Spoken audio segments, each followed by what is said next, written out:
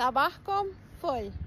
زي ما رحنا المرة اللي فاتت وجبنا اللبن الفريش من المزارع الألبان، هنا كمان في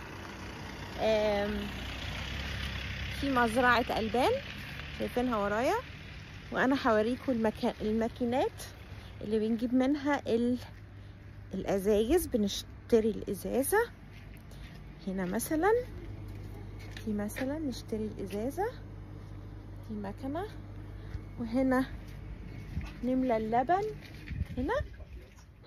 هنا نقدر نملى اللبن، واللتر بيورو، والنص لتر ب50 سنت، والإزازة لوحدها بيورو. والإزازة بتخليها عندك في البيت وتغسلها وتجيبها مرة تانية تملى بيها، يعني ما بترجعهاش، انت تستخدمها اكتر من مرة. ده شوفوا قد ايه كبيرة ما شاء الله. عندهم بقر كبير، هبقى هفرجكم فيديو تاني على البقر.